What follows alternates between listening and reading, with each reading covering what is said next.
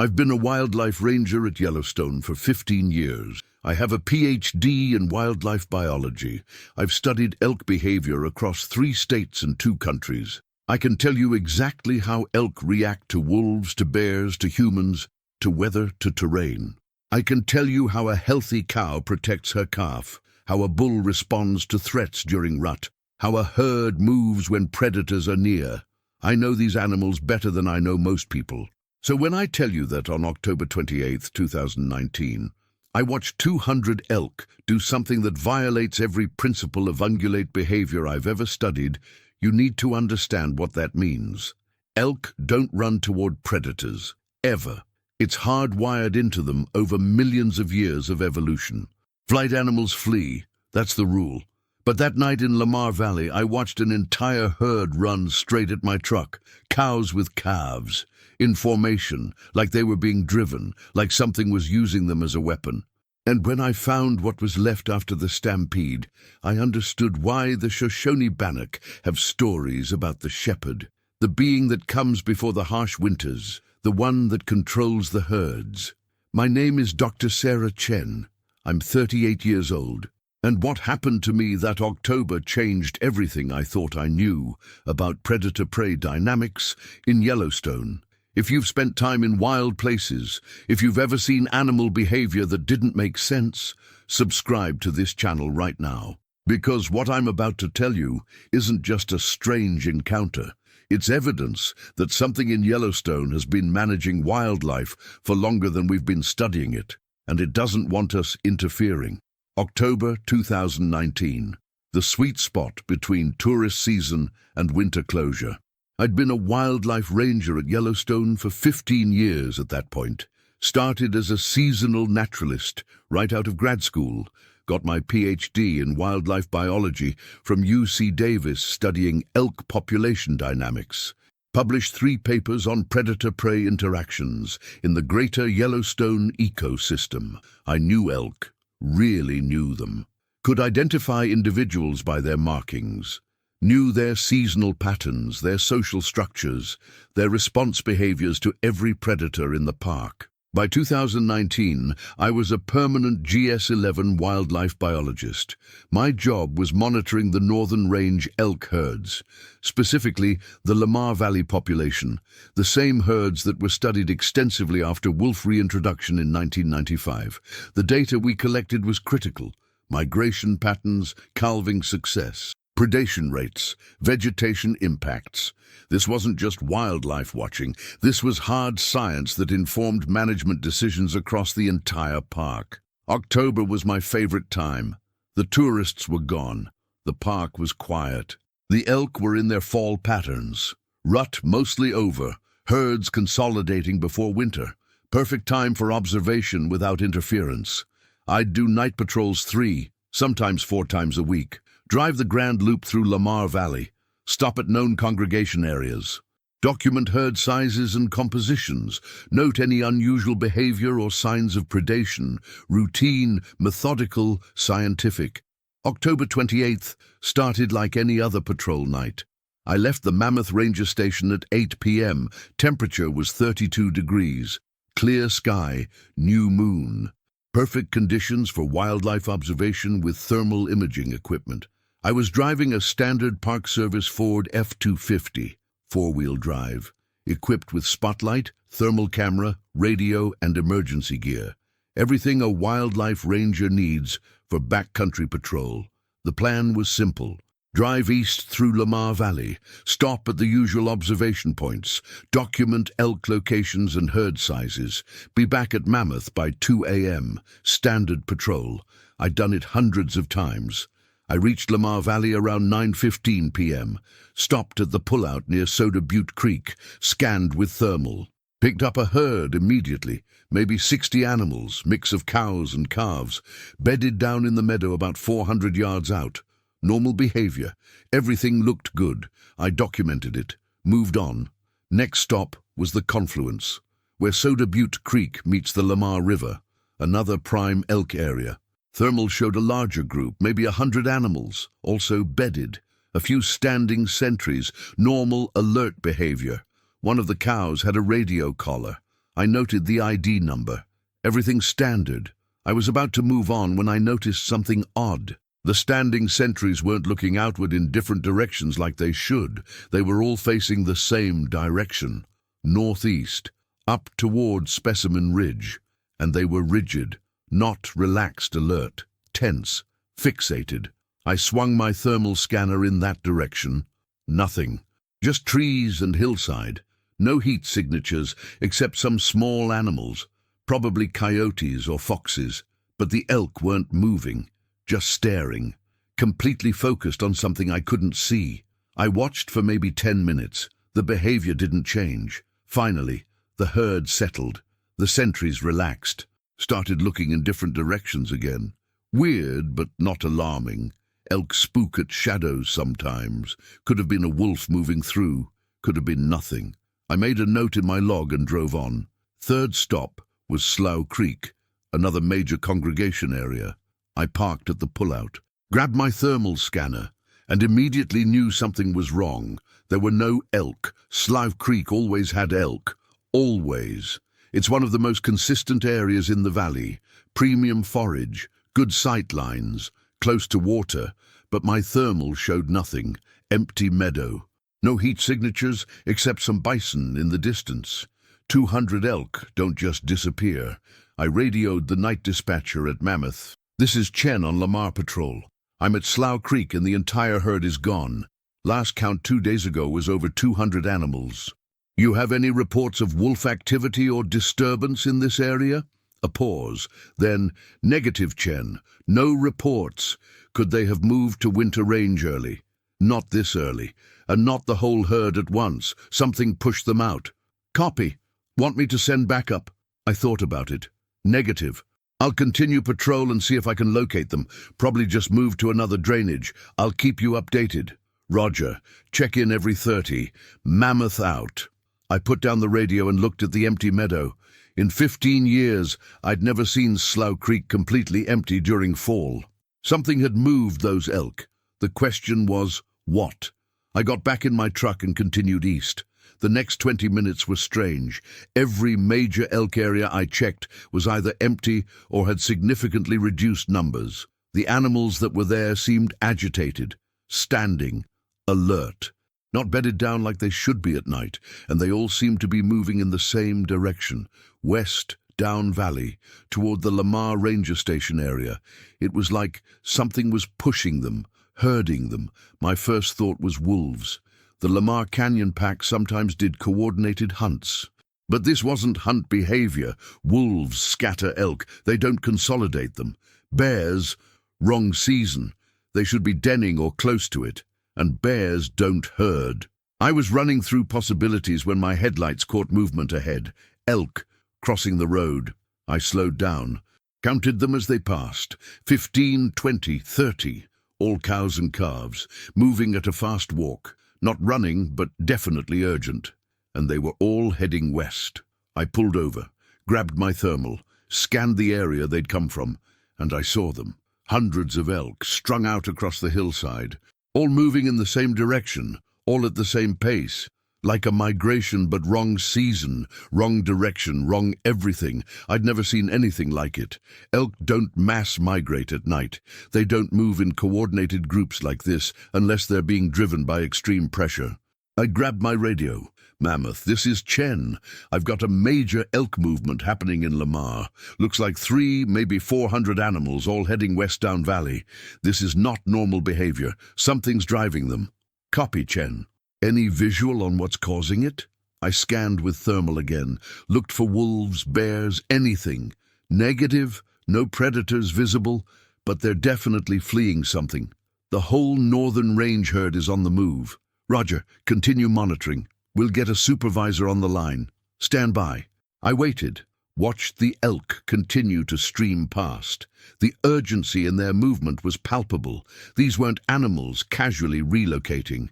These were animals running from something. But from what? I decided to follow them, see where they were going. Maybe I could identify what was causing the disturbance. I drove slowly west, paralleling the herd. They stayed about 200 yards north of the road, moving steadily, calves keeping up with their mothers, the whole group in sync. It was beautiful and deeply wrong at the same time. I'd gone maybe 2 miles when I noticed something that made my skin crawl. The elk at the rear of the herd kept looking back, not just casual glances, full stops, staring back the way they'd come, then bolting forward to catch up. They were being followed by something I couldn't see. I stopped my truck, killed the headlights, grabbed my thermal scanner and aimed it back east. At first I saw nothing, just empty valley, the elk herd moving away. Then I saw it, a heat signature, large, moving through the timber on the north side of the valley, parallel to the elk, keeping pace. I zoomed in with the thermal, tried to get a clear image. The signature was big, bigger than a bear, upright, moving on 2 legs, and it was following the elk herd, deliberately, maintaining distance, but definitely tracking them. My heart started pounding. I'd been a wildlife biologist for 15 years. I knew every large animal in Yellowstone: grizzly, black bear, wolf, moose, bison, mountain lion. This wasn't any of them. This was something else. I grabbed my radio. Mammoth Chen. I've got a large thermal signature following the elk herd. It's bipedal, 7, maybe 8 feet tall, moving through timber north of the road. This is not a known species. Silence. Then, Chen, repeat last. You said bipedal? Affirmative. Upright. 2 legs. Large. Following the elk. Another pause. Chen, is your equipment functioning properly? I understood the question. They thought I was seeing things, misidentifying. My equipment is fine. I'm looking at a clear thermal signature. It's following the elk herd, and it's not a bear. Copy. Continue observation. We're contacting the chief ranger. Stand by. I didn't stand by. I grabbed my spotlight, aimed it at where the thermal signature was, and I turned it on. The spotlight caught it for maybe 2 seconds before it moved, but 2 seconds was enough. It was massive, had to be 9 feet tall. Covered in dark hair, broad shoulders, long arms, moving through the trees with impossible speed and silence, and it was looking directly at me. Even from 300 yards away, even through the trees, I could see its face. Flat, broad, eyes that reflected the light like an animal's, but with an intelligence that was distinctly not animal. Then it turned and disappeared into the timber. Gone. I sat there with the spotlight still on, my hands shaking, my mind trying to process what I'd just seen. I'd spent 15 years in Yellowstone. I'd seen every animal that lives here. I knew what was possible and what wasn't. What I'd just seen wasn't possible. My radio crackled. Chen, what's your status? I picked up the mic. My voice sounded steadier than I felt. I had visual contact for approximately 2 seconds. It's gone now, moved into heavy timber. What did you see? I hesitated, because saying it out loud would sound insane. Large bipedal animal, approximately 9 feet tall, covered in hair.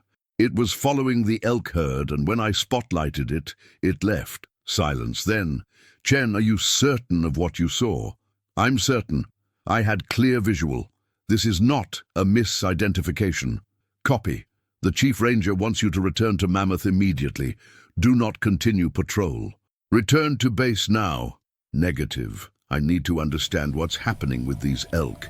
Their behavior is completely abnormal and, Chen, that's not a request. Return to Mammoth. Now. I looked at the elk herd, still moving west, still fleeing something. I'm a wildlife biologist. These animals are exhibiting distress behavior unlike anything I've documented. I need to... Dr. Chen, a new voice, the chief ranger. Return to base immediately. That's an order. We'll discuss your observations when you get here. I sat there for a long moment. Every instinct as a scientist told me to stay, to document, to understand. But I also knew what I'd seen, and some part of me, the part that still had survival instincts, knew I needed to leave. Copy. Returning to Mammoth. Chen out. I started my truck, put it in gear, started to turn around. That's when the elk changed direction. The entire herd wheeled, as one, like a flock of birds executing a coordinated turn, and they started running, directly toward my truck. I've seen elk run from threats. I've seen stampedes. This wasn't that. This was controlled, directed, like the herd was being driven straight at me. I grabbed my radio. "Mammoth! The herd just turned and they're coming right at me. I need to—" The first elk hit my truck before I could finish. Not a collision, a deliberate strike. A cow elk running full speed directly into my driver's side door. The impact rocked the truck. The door crumpled inward, then more. Dozens of elk surrounding my truck, ramming it, not trying to get past, trying to hit it. The truck rocked violently. I could hear metal buckling, glass cracking. The animals weren't making normal elk sounds. They were silent, just hitting my truck over and over in coordinated strikes. My windshield shattered. An antler came through, missed my face by inches. I threw the truck in reverse, gunned it. The tires spun. I was surrounded. Elk were behind me, in front, both sides. The truck lurched, tilted. They were pushing it. "Mammoth! They're attacking my truck. The elk are—" The truck went over, flipped onto the driver's side. My head slammed into something. The radio went silent. Everything was chaos. Metal screeching. The sound of hooves on the undercarriage. Then silence. I was lying on the driver's side door.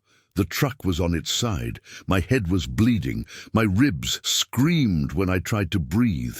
Probably broken. I could hear the elk outside, moving around the truck, but not leaving, waiting. I fumbled for my flashlight, found it, turned it on, and through the shattered passenger window above me, I saw it, standing maybe 20 feet from my overturned truck, watching, 9 feet tall, maybe more, covered in dark brown hair that looked almost black in the dim light, broad chest, arms that hung past its knees, face that was human and not human at the same time, and the elk were gathered around it, not fleeing, not attacking, just there, surrounding it, like livestock around a shepherd. It looked at my truck, then at me. I could see its eyes, intelligent, aware, calculating. Then it made a sound, low, rumbling, not words, but definitely communication. And the elk responded. The entire herd turned and moved away, in formation, coordinated, like soldiers responding to a command. Within 30 seconds, they were gone, just disappeared into the darkness. 200 elk moving in perfect silence. The creature looked at me one more time. Then it turned and walked away into the timber, moving with a gait that was too smooth, too purposeful to be anything random. And I was alone.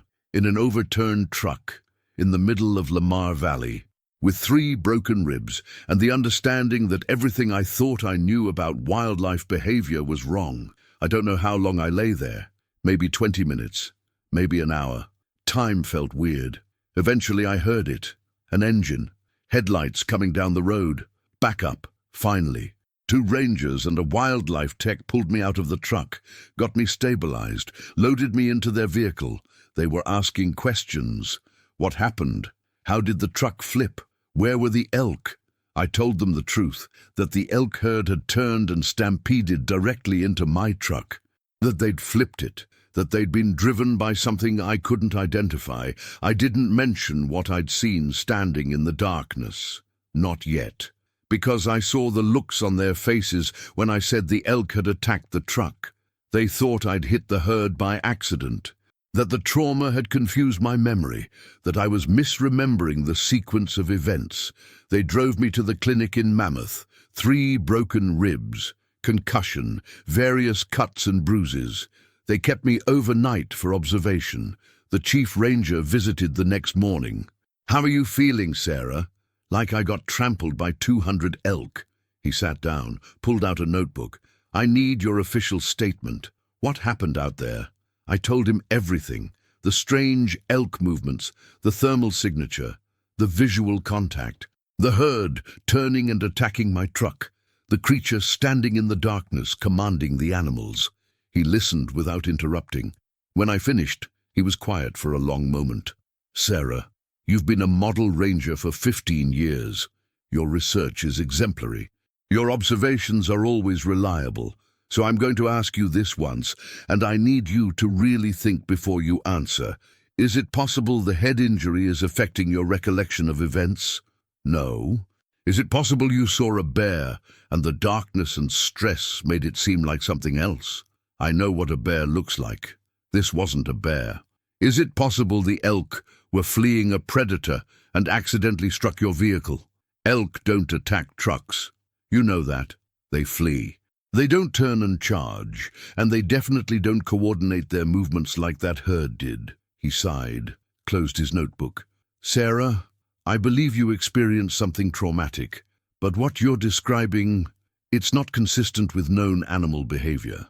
And the other explanation is something that officially we can't acknowledge, because it's not supposed to exist, because we have no scientific evidence it exists, and one observation, no matter how credible the observer, isn't evidence, it's anecdote.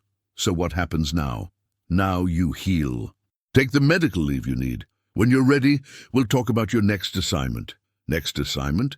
Not back to Lamar? He looked uncomfortable.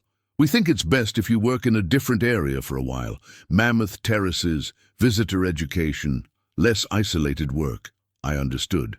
They were pulling me off backcountry patrol, gently pushing me toward a desk job, because rangers who see impossible things become liabilities. I took 3 weeks of medical leave, stayed with my sister in Bozeman, let my ribs heal, tried to make sense of what I'd seen. I couldn't stop thinking about it. The way the elk had moved, the coordination, the silence, the obedience to something that shouldn't exist. I started researching. Not scientific journals. Those wouldn't have what I needed. I looked into local indigenous knowledge. The tribes who lived in the Yellowstone area for thousands of years before it became a national park. The Shoshone-Bannock, the Crow, the Blackfeet. They all had stories about the area, about beings that lived in the mountains, about creatures that managed the herds. I found a reference to something the Shoshone called the shepherd, a being that appeared before harsh winters. That directed the elk herds, that ensured balance. I contacted a Shoshone elder through a cultural liaison at the park. Asked if I could speak with her about traditional ecological knowledge. Her name was Mary Whiteplume. She lived on the Fort Hall Reservation in Idaho. When I called and explained I was researching traditional wildlife management practices, she agreed to meet. I drove down to Fort Hall, met her at a community center. We sat and talked for 3 hours. I didn't tell her what I'd seen, just said I was interested in traditional stories about wildlife behavior in Yellowstone. She told me about the shepherd. My grandfather told me about him. Said he's been in those mountains since before the Shoshone came. Before any people came, he watches over the herds, makes sure there's balance.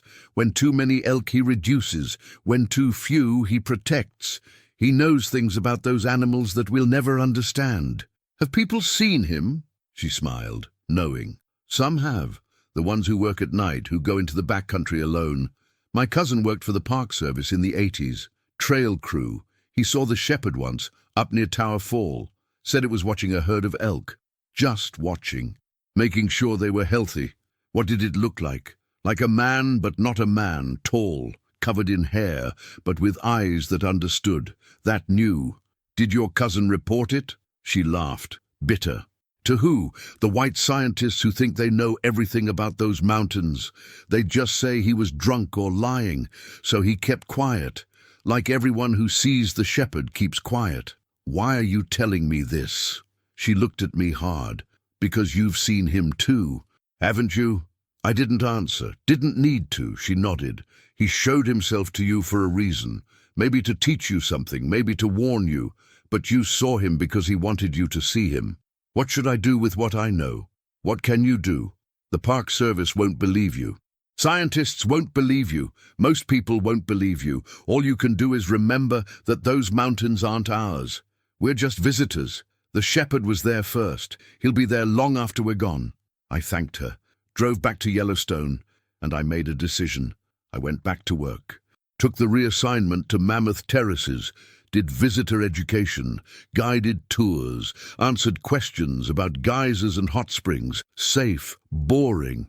Nothing that required being alone in the backcountry at night. But I couldn't stop thinking about that night. about what I'd seen, about the way the elk had moved. So I started documenting, quietly, unofficially. I talked to other rangers, the old-timers, the ones who'd been in Yellowstone for decades, asked them about strange things they'd seen, and I found stories. A ranger in the 70s who'd seen a large biped near Pelican Valley. He'd reported it, was told to keep quiet or lose his job.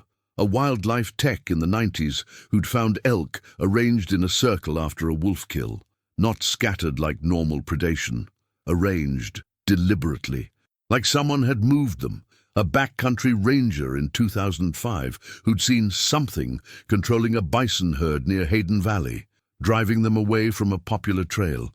He never reported it, knew what would happen if he did. There were more, fragments, whispers, stories that people only told when they were off duty and needed someone to believe them. We'd all seen something, and we'd all stayed quiet, because the moment you report something that doesn't officially exist, you're done. Your credibility is gone. Your career is over. So we watch. We document privately. We wonder. And we hope we're not alone the next time something shows us that the wilderness belongs to it, not us. 3 years ago, October 2022, something happened that made me finally decide to tell this story. I was doing a day hike in Lamar Valley, my day off. Just wanted to be back in the backcountry, see the elk herds, remember what I used to do. I hiked up towards Specimen Ridge. Beautiful day, cool, clear. The elk were starting their fall patterns. I was about 3 miles in when I found it. A clearing, maybe 30 feet across. And in the center, arranged in a perfect circle, were elk antlers, fresh, not shed naturally. Elk shed in spring, and these were fall antlers. These had been removed. 8 antlers, arranged points inward like a compass rose, each one carved with symbols, lines, patterns, deliberate, intentional. I stood there for maybe 20 minutes, just staring. This wasn't natural. Elk don't arrange their own antlers, and no human could have done this. Removing antlers from living elk requires immense strength, and the elk would have fled or fought. This was something else, a message, a marker, a sign. I took photos, lots of photos, GPS coordinates, measurements, and I left it there. Didn't report it, didn't remove it, just documented it and walked away, because I knew reporting it would mean nothing. It would be dismissed, explained away, forgotten. But I kept the photos, the data, the evidence. And now I'm sharing it with you. I'm 38 years old. I have a PhD in wildlife biology. I've published peer-reviewed research on elk behavior. I know the scientific method. I understand evidence and verification and replication. And I'm telling you that on October 28, 2019, I saw something in Yellowstone that shouldn't exist according to everything I was trained to believe. I saw something that controls elk herds like a shepherd controls sheep. Something that can drive 200 animals to act against every survival instinct they have. Something that's been managing wildlife in those mountains for longer than we've been studying them. The Park Service won't acknowledge it. Scientists won't study it. Most people won't believe it. But it's there, has been all along. Managing, protecting, maintaining balance in ways we don't understand. And every once in a while, it shows itself to someone.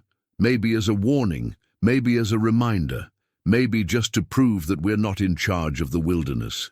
It is. If this story made you question what really controls the wildlife in our national parks, hit that like button right now. Then drop a comment below and tell me, where are you watching from? Have you ever seen animal behavior in the wild that violated everything you know about how those animals should act? Have you ever felt like something was managing the herds?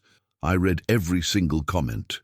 And I need to know if anyone else has seen what I've seen. Now here's the important part.